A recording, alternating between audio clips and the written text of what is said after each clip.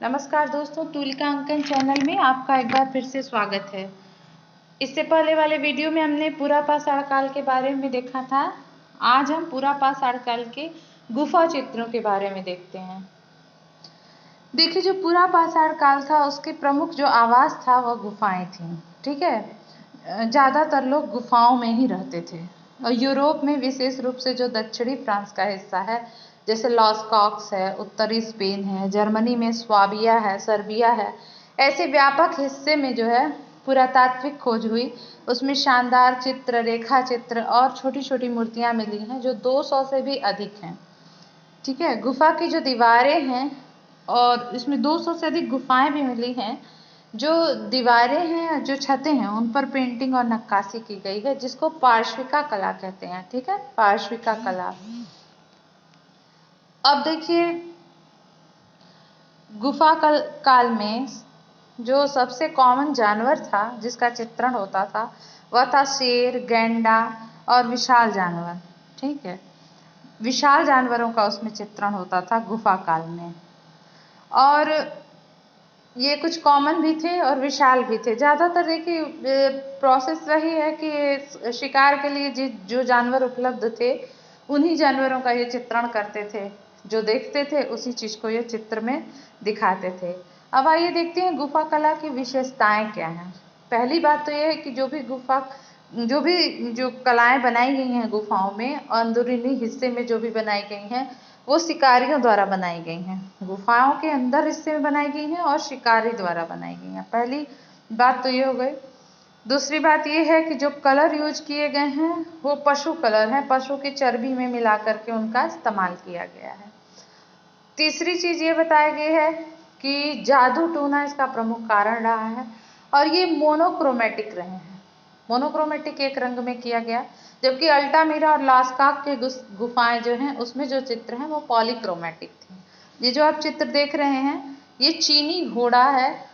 France के लास्काक्स में गुफा में इसका विवरण मिलता है। जो जानवरों का इसमें निर्माण किया गया है वो उसकी जो रूपरेखा बनाया गया उससे पहले इसको एक विशेष रूप तैयार कर लिया। इसको रंग वंग लगाने से पहले एक पूरी रूपरेखा बना दी गई है। उसके बाद इसको तैयार किया, जैसे आउटलाइनिंग बना दिया गया है और जानवरों की चर्बी में मिला हुआ रंग इसमें इस्तेमाल किया गया है। ये जो चित्र आप देख रहे हैं बैलों का बृहद कच्छ, बहुत फेमस है। यह लास्काक्स में पाया गया है। इस पर ओवरलैपिंग की गई है, एक बार बनाने के बाद इस पर दोबारा भी चित्रण किया गया है।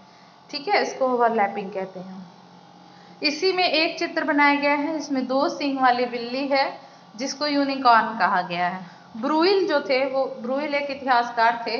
वो यह मानते थे कि ये जो चित्र बनाए गए हैं ये शिकार के लिए बनाए गए हैं। शिकार माना जाता था, जादू टोना करके जाएंगे, शिकार का चित्र बनाएंगे और उसी तरह से अगर ये चित्र में सफल इनको दर्शाया गया तो ये जो शिकार करने जाते हैं उसमें भी ये सफल हो जाएंगे। तो यही कॉन्सेप्ट लेकर के चित्रण किया गया है। जबकि अन्य सिद्धांत में लोग कहते हैं कि ये चित्र जो था वो कहानियों का संप्रेषण था, इसमें कुछ कहानी बताया जाता था। ये कहानी वाला चित्र था। लास्काक्स में एक चित्र पाया गया है, ये आप देख सकते हैं सामने। ये चित्र है, इसमें बाइसन को मजबूत काली रेखाओं से बनाया गया है और बाइसन के पेट के नीचे खींचा गया एक चित्र है जिसमें दिखाया गया है कि बाइसन का अंदरूनी अंग बाहर निकल रहा है।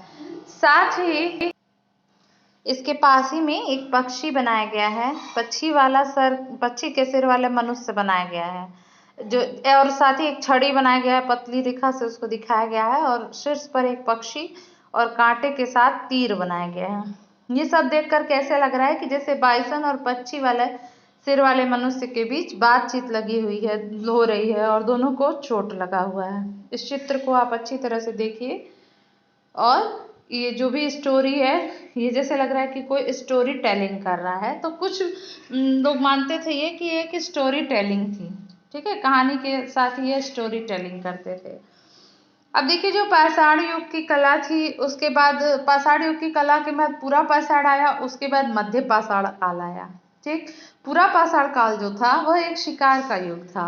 इसमें एकत्रीकरण पर बल दिया जाता था, शिकार पर बल दिया जाता था।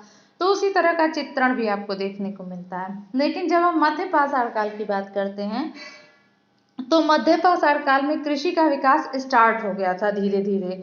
तो अस्थाई बस्तियां बनने लगी थी और जो जानवर थे उनको पालतू बनाया जाने लगा था। और बस्तियां बसने लगी थी, झोपड़ियों वाले गांव बनने लगे थे, और जो शहर थे उन वो भी चार दीवारी से घिरे शहर थे। तो ये सब जो है मध्य पाषाण काल में होने लगा था। तो मध्य पाषाण काल में भी कला रूपों का अंकन वैसे ही जारी रहा जैसे पूरा पाषाण काल में। वैसे ही पेंटिंग, नक्काशी, छोटी मूर्ति कलाएं, वास्तु कलाएं और रॉक कलाएं भी बनती रही। रॉक कलाएं जो शिलालेखों पर, शिलाओं पर जो शिलाएं, बड़ी बड़ी शिलाएं थी उन पर डिजाइनिंग जो किए गए, that is rock art. Spain में कुछ चित्र ऐसे मिले हैं जिसमें शिकार और प्रारंभिक गतिविधियों को दर्शाया गया है। उसमें जैसे शहद इकट्ठा करता हुआ मानव, ये सब सम्मिलित है। इंग्लैंड में जो मध्य पाषाण काल में पाया गया एक पेंडेंट मिलता है, और डेनमार्क में भी उसी तरह का पेंडेंट मिलता है। तो इससे यह समझ में आ रहा है कि दोनों के बीच जो है अंतर सांस्कृतिक संबंध रहे होंगे। देखिए ये जो चित्र है यह मध्य पाषाण काल के औजारों के चित्र हैं। इस समय जो औजार थे वो छोटे छोटे चिपके हुए पत्थरों के औजार थे। इससे पहले पूरा पाषाण काल में जो औजार मिलते हैं वो अनगढ़ टाइप के थे, थोड़ा बहुत पत्थरों को पीट पाट के बना दिया गया था। तो अभी जो मध्य पाषाण काल थे इसमें चिपका के बनाए गए औजार, उसका विकसित रूप हमको दिखाई देने लगता है। रॉक आर्ट की बात करें तो स्पेन में जो है रॉक आर्ट बहुत मिला है, जिसमें मनुष्य और जानवरों की छोटी छोटी आकृतियां बनाई गई हैं। और इसी तरह का विशाल संग्रह यूरोप में भी मिला है। मानव आकृतियां इसमें प्रमुख रूप से बनाई गई हैं, उसके साथ अन्य जानवरों को कंबाइन करके बनाया गया है। युद्ध और नृत्य के दृश्य बनाए गए हैं, रोजमर्रा के जो है गतिविधियां बनाई गई हैं। अब जैसे ये चित्र आप सामने देख रहे हैं, शहद इकट्ठा करती मानव आकृति, ठीक है, ये साइड वाली। और ये चित्र जो आप देख रहे हैं ये चित्र है कागुल नर्तक। तो ये जो आपको सामने चित्र दिख रहा है यह चित्र है कागुल नर्तक का। कागुल नर्तक का यह चित्र बहुत ही फेमस है। ये गति चित्रण का उदाहरण है। क्यों? क्योंकि इसमें जो महिलाएं हैं, ये देखिए जो नीचे महिलाएं दिख रही हैं काले और लाल रंग में, और पुरुषों के इर्द गिर्द नाचते हुए दिखाई दे रही हैं। और जो जानवरों का अंकन किया गया है, वो जानवरों का जो अंकन है उनको, उसमें आप देख रहे हैं 3 मृत हिरण का अंकन किया गया है, जिसको, और मृत हिरणों का अंकन किया गया है जिसको तीर के द्वारा फंसाया गया है। ठीक है। अब ये देखिए नव पाषाण काल में कृषि पूरी तरह से डेवलप नहीं हो पाई थी, तो पशुपालन और चीनी मिट्टी का भी कार्य धीरे धीरे आरंभ हुआ था। ये जो पेंडेंट है, ये देखिए वो पेंडेंट है जो स्पेन और डेनमार्क में मिले हैं, जिसमें काफी आपको समानता दिखाई देती है। ठीक है। पत्थर के बने कई पेंडेंट हमको कई स्थान में मिल गए हैं। सेरेमिक का भी प्रयोग इस समय आरंभ हो गया था। अब नेक्स्ट हम कल के वीडियो में चर्चा करेंगे नियोलिथिक आर्ट यानी कि नव पाषाण कला के बारे में और उसके आर्किटेक्चर के बारे में। ठीक है। इस तरह से हम पूरे वेस्टर्न आर्ट को कवर करेंगे। तो अगर आपको हमारा वीडियो अच्छा लग रहा हो तो प्लीज़ लाइक शेयर सब्सक्राइब जरूर करें। Thank you.